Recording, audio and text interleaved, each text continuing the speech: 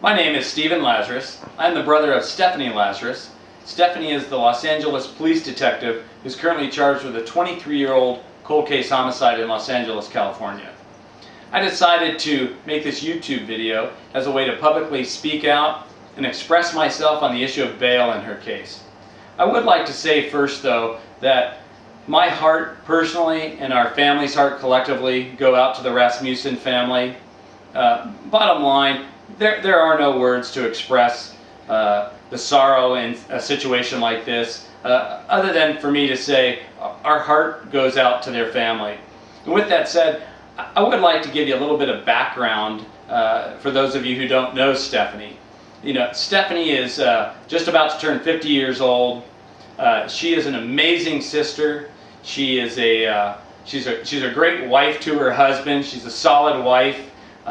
She is a beautiful mother to her daughter. She is a beautiful daughter, and I just can't stress those things enough. You know, Stephanie is a pillar in our family. Bottom line, she's a pillar in our community and in her community and her neighborhood.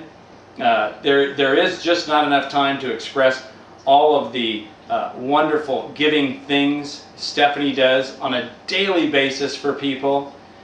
Throughout her life, she's been that way as long as I can remember her. And I say that, you know, and I don't want to understate the fact that she is a 26-year police detective. She's a veteran of the Los Angeles Police Department. And quite frankly, I don't think I'm misspeaking in saying she has never had a disciplinary problem in her 26 years with the police department. I do know that she has more decorations, more commendations, more awards than I can even remember. I do know that I've been to both of her ceremonies when she won Detective of the Year. Those are awards that are given out by her peers. So her fellow detectives voted her Detective of the Year twice in her career. And there's just not, I just don't have enough time to talk about all of the wonderful things Stephanie's done as a police detective, from DARE to other areas that she's worked in. It's a stellar career. That's just the bottom line. And I think people should know that about Stephanie. You know, Stephanie showed up for work on June 5th, 2009, and she was arrested. She was arrested for a 23-year-old cold case homicide, the brutal murder of Sherry Rasmussen. The district attorney's office came out, charged her with a capital case.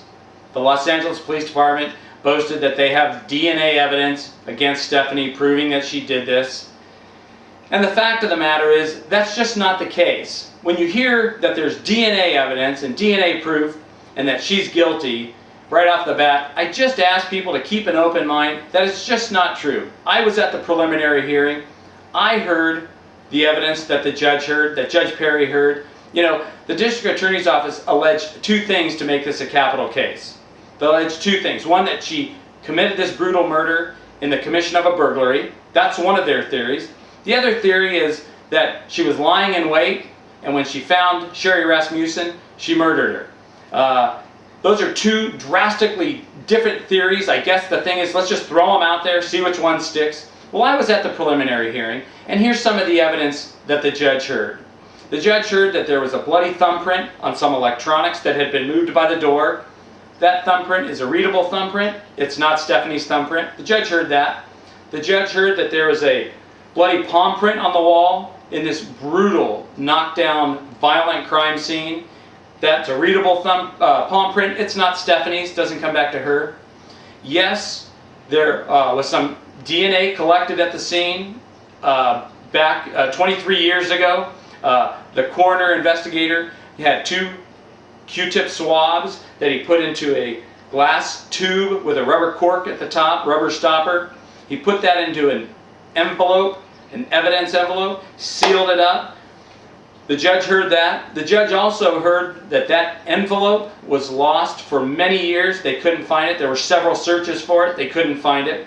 The judge heard that when that envelope was found, and by the way, potentially it was lost for up to 16 years. There's no record of it. When it was found, it clearly had been altered. That envelope was found with a hole in it the size, a little bit bigger than the rubber stopper, with the rubber stopper partially sticking through. That technician found it. She did the right thing. She called her supervisor. Supervisor said, photograph it, put it all in a new envelope, seal it up, and notify LAPD. She did that.